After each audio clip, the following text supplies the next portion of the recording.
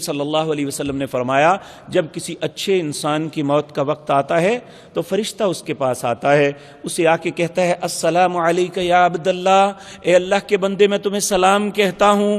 پھر اس کی روح کو مخاطب کرتا ہے ایھا الروح الطیب کنت فی جسد الطیب اخرجی الی ربک ان ربک علیک راض، اے پاکیزہ روح جس جسم میں تو تھی وہ بھی بڑا پاک تھا، اب نکل تیرے رب نے تجھے بلایا ہے اور وہ تجھ پہ بڑا راضی ہے۔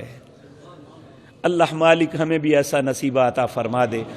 تو کہا وہ تجھ پہ بڑا راضی ہے، کہا مومن کی روح اس طرح نکلتی ہے جس طرح ایک مشک پانی کی بھر دو، اس کے منہ کو باندھ دو، اچانک اس کا منہ کھلے، چھلک کے پانی باہر نکلتا ہے۔ جب اس کی روح کو اللہ کا حکم سنایا جاتا ہے ایھا الروح الطیب، اے پاکیزہ روح کنت فی جسد الطیب، تو پاکیزہ جسم میں تھی، اخرجی الی ربک، تیرے رب نے تجھے بلایا ہے، راضیتم مرضیہ، وہ تجھ پہ راضی ہے تو اس پہ راضی ہو جا۔ وہ نکلتی ہے اچھل کے، فرشتہ اس کی روح کو پکڑ کے جنت کے فرشتوں کے ہاتھ میں تھما دیتا ہے، وہ ریشمی لباس میں اسے اس روح کو لے کے آسمانوں پہ چڑھنا شروع ہو جاتے ہیں۔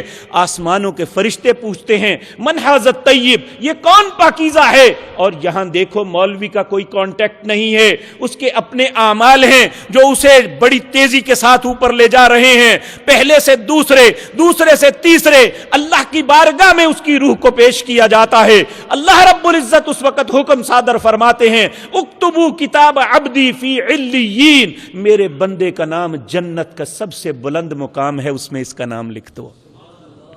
اللہ مالک ہمیں بھی ایسا نصیب عطا فرما دے۔ اس کے لیے ضروری ہے کہ ہم اپنی زندگی میں نیک اعمال کو، اپنی زندگی کو نیک اعمال سے مزین کر لیں۔ اگر خدا نخواستہ ہم